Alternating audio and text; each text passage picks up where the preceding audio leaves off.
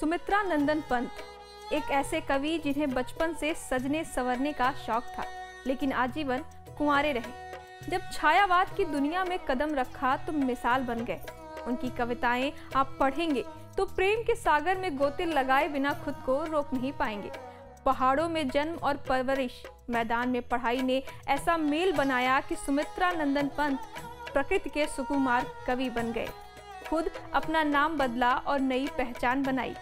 ऐसी रचनाएं की जिनसे साहित्य अकादमी और ज्ञानपीठ जैसे पुरस्कार मिले। देश की ऐसी सेवा की कि पद्म भूषण से नवाजा गया।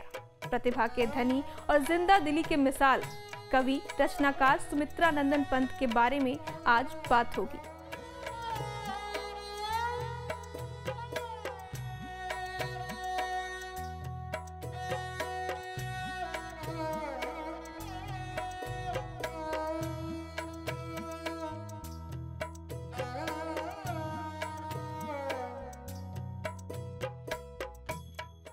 नमस्कार दोस्तों, मेरा नाम महिमा सिंह है और आप मुझे देख रहे हैं लाइव टाइम्स के डिजिटल प्लेटफॉर्म पर। आज के साहित्य सागर की शुरुआत सुमित्रा नंदन पंत की एक रचना से। जैसे जैसे सिलसिला आगे बढ़ेगा हम और रचनाएं भी सुनाएंगे, लेकिन शुरुआत इस कविता से। बांध दिए क्यों प्राण प्राणों से, तुमने चिर अनजान प्राणों से। गोपन रह न सकेगी अब यह मर्म कथा, प्राणों की न रुकेगी बढ़ती विरह व्यथा। विवश फूटते गान प्राणों से, बांध दिए क्यों प्राण प्राणों से।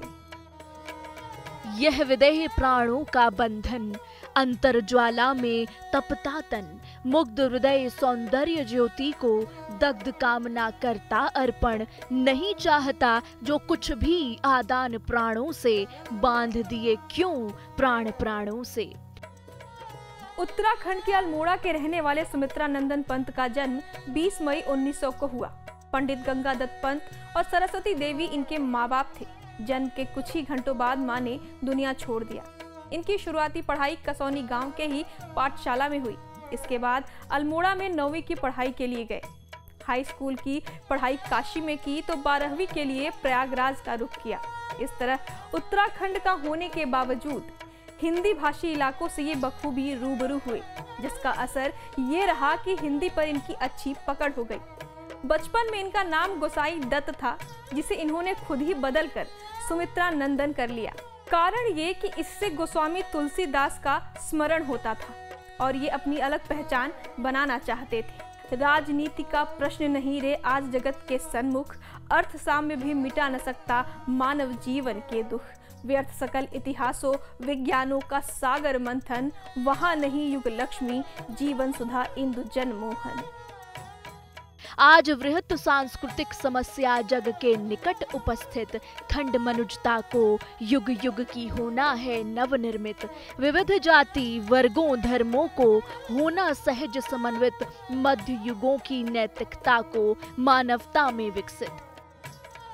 सुमित्रा नंदन पंत ने वाराणसी के जय नारायण स्कूल से पढ़ाई की। इसके बाद इलाहाबाद के मेयो कॉलेज में 12वीं की कक्षा की पढ़ाई शुरू की। जिस समय पंत जी 12वीं में थे, उस समय में महात्मा गांधी का असहयोग आंदोलन पूरे देश में अपना प्रभाव दिखा रहा था।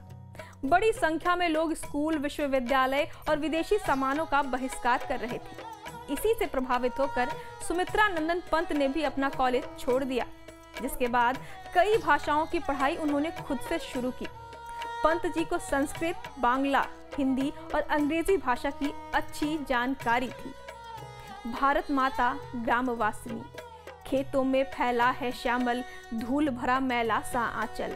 गंगा यमुना में आंसू जल, मिट्टी की प्रतिमा उदासिनी।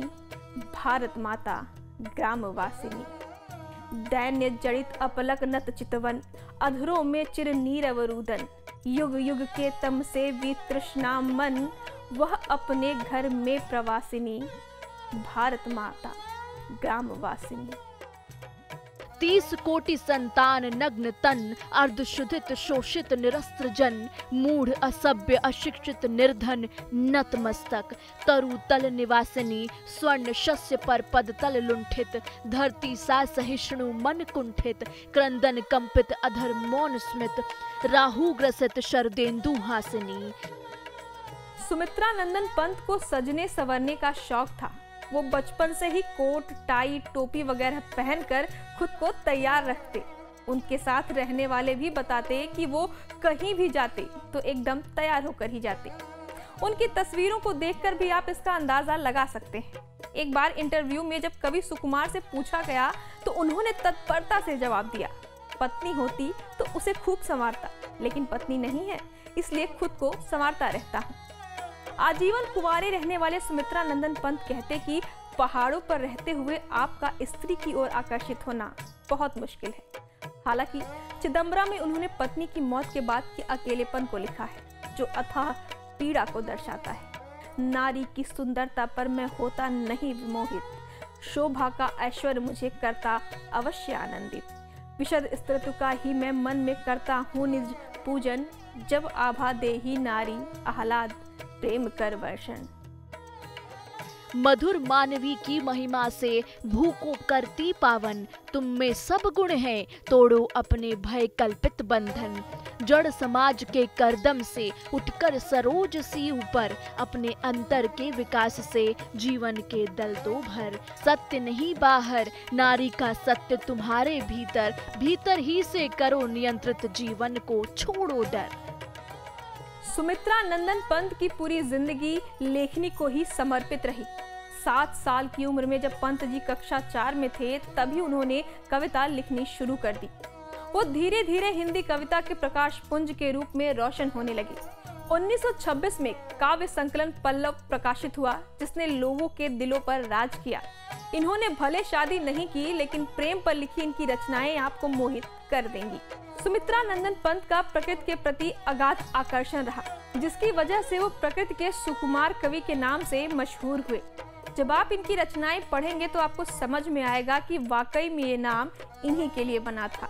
सुन मधुर मरुत मुरली की ध्वनि, गृह पुलिन नाद सुख से विह्वल, हम हुलस नृत्य करती हिल हिल, खस खस पड़ता उर से अंचल। चिर जन्म मरण को हंस हंस कर हम आलिंगन करती पल पल, फिर असीम से उठ उठ कर फिर उसमें हो ओझल। प्रकृति प्रेम को बयां करती इनकी कई रचनाएं हैं। पल्लव, गुंजन, वीणा, युगवाड़ी, उत्तरा, युगपथ, चिदंबरा, गीत हंस, युगांत, कला व बूढ़ा चांद जैसी कविताएं इनकी बेहतरीन रचनाओं में से एक है। पल्लव चिदंबरा को तो लोगों ने खासा पसंद किया। तुम आती हो नव अंगों का शाश्वत मधु विभव लुटाती हो, बजते निस्वर नुपुर छम छम, सांसों में थमता स्पंदन क्रम। तुम आती हो अंतः स्थल में, शोभा ज्वाला लिपटाती हो, नव अंगों का शाश्वत मधु विभव लुटाती हो। अपलक रह जाते मनोनयन, कह पाते मर्म कथा न वचन। तुम आती हो तंद्रिल मन में, स्वप्नों के मुकुल खिलाती हो। हिंदी साहित्य में योगदान के लिए सुमित्रा नंदन पंत को कई सम्मानों से नवाजा गया। कला व बूढ़ा चांद के लिए साहित्य अकादमी पुरस्कार मिला। वहीं चिदंबरा के लिए ज्ञानपीठ, हिंदी साहित्य में ज्ञानपीठ पुरस्कार पाने वाले सुमित्रा नंदन पंत पहले कवि हैं जिन्हें पद्म भूषण सम्मान भी मिला है।